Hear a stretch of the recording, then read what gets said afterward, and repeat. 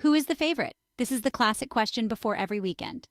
It's hard to answer in a Formula One where Ferrari, McLaren, and Red Bull are separated by just a few tenths of a second, especially in an atypical setting like Mexico City. At the Autódromo Hermanos Rodríguez, the cars are forced to operate with configurations different from those they were designed for, without any precedents to predict the balance of power for the upcoming weekend. The Mexican circuit is varied, dominated by slow 90-degree turns interspersed with a high-speed sequence in the second sector. Unlike Austin, there are no long corners, but the Mexican track remains diverse, testing the balance between high and low-speed sections. Looking at the map, the track design suggests that Ferrari and McLaren could make their mark in the slow corners and traction zones, while Red Bull focuses on defending in high-speed direction changes. However, the track's layout must be contextualized to the environmental conditions. Mexico races are held at an altitude of 2,200 meters, where the thin air results in a 30% loss of aerodynamic downforce. This is a significant shift, especially considering that the difference between the configuration used in Monaco and that in Monza is only a 20% difference in downforce. The grip shortage is such that, according to Brembo simulations, cars only reach 4.1 g of deceleration at turn 1, around 10% less than the average maximum deceleration on other circuits, potentially shifting the balance significantly. The 2024 Formula One Championship has gradually revealed the strengths and weaknesses of various cars.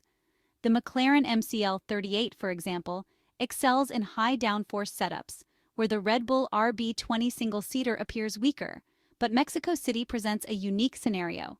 Teams use maximum aerodynamic downforce configurations in terms of wings, heights, and floor setups, while experiencing an actual downforce lower than in the Italian Grand Prix at Monza. As a result, the cars are in an unusual operating range, prepared to release maximum vertical load, but with tires and suspensions handling the lowest aerodynamic load of the year. Ferrari has prepared the SF24 for the Mexican Grand Prix with a high downforce setup, even though top speeds at the Hermanos Rodríguez circuit can exceed those recorded at Monza. The Maranello team has chosen a configuration similar to that used in Monaco, implementing solutions that account for the thinner air at over 2,200 meters altitude, which reduces air density by about 30%, requiring specific adjustments to the cooling systems for the engine, turbo, and brakes. It's no surprise, then, that the Ferrari SF24 single-seater, in addition to displaying an engine cover with 5 deep and particularly long gills, adds 6 new air vents on top of the side pods, an innovation not seen previously on this year's car. The Maranello technicians and engineers are therefore prioritizing system reliability over aerodynamic efficiency, a completely different approach from last Sunday in Austin, where Ferrari achieved a well-deserved 1-2 finish with Charles Leclerc and Carlos Sainz. The first images from the pit lane on Thursday show us the #38 SF24 car, with which Oliver Bearman will take part in the first free practice session at the 4.304-kilometer Autódromo Hermanos Rodríguez in Mexico City, with the Ferrari Jr. returning to the cockpit of the SF24 car after the Saudi Arabian GP, when he was urgently called to replace Carlos Sainz, who was recovering from an emergency appendectomy. The altitude above 2,000 meters also affects the track conditions, which experience some of the fastest changes of the season. The thin air has lower thermal inertia, so the track surface can change temperature by several degrees within minutes. This adds another challenge for teams and drivers, who must follow track evolution and adjust both tire preparation and driving style, as the car can come to life or lose performance based on the conditions of the moment. The 2023 qualifying session exemplifies the unpredictability of the Mexican weekend, with cars entering and exiting the performance window and teams suddenly gaining or losing competitiveness. The approach of the teams will be a key aspect in Mexico. Ferrari's winning strategy in Austin focused on a race setup, taking advantage of overtaking opportunities and sacrificing qualifying. The Circuit of the Americas is a track where, if you start third or fourth and have good pace, you can still win, as Ferrari team principal Frédéric Vasseur pointed out when asked about on the Texas track ahead of the United States Grand Prix. But the French manager added that this is not valid everywhere, and he was not sure it will be on all tracks from here to the end of the 2024 Formula One Championship. Indeed, the situation could already be different at the 4.304-kilometer Autódromo Hermanos Rodríguez in Mexico City. although Pirelli is once again using the softest compounds in the range, C3, C4, and C5, based on past experiences. The most suitable strategy appears to be a one-stop.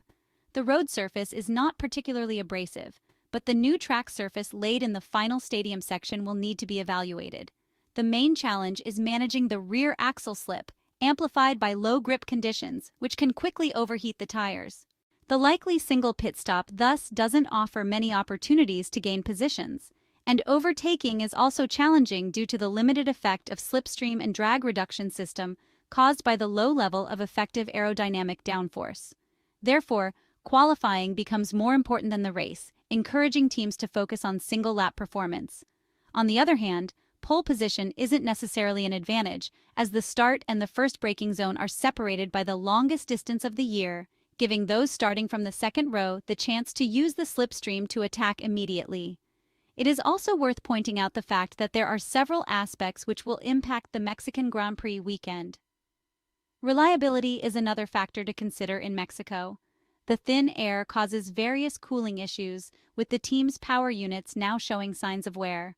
The same difficulty affects the cooling of the braking system, which, according to Brembo's estimates, faces a severity of 4 out of 5.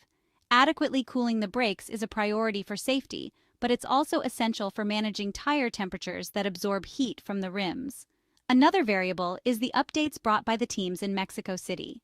McLaren held back from introducing a new floor in Austin, with curiosity as to whether it was simply postponed due to the hectic sprint format or if it wasn't scheduled in the development program at all. Ferrari's Frédéric Vasseur mentioned aerodynamic updates arriving toward the Qatar Grand Prix, hinting at hidden updates already installed in Austin. New suspension elements, greater flexibility in the front wing, or simply lighter components are the main suspects. Finally, there's Mercedes, called upon to make the most of the new package after struggling with the overly low and rigid setup chosen for Texas. In conclusion, the Mexican weekend remains open to any outcome. McLaren is expected to bounce back, with the impression that they made a setup misstep at the last event.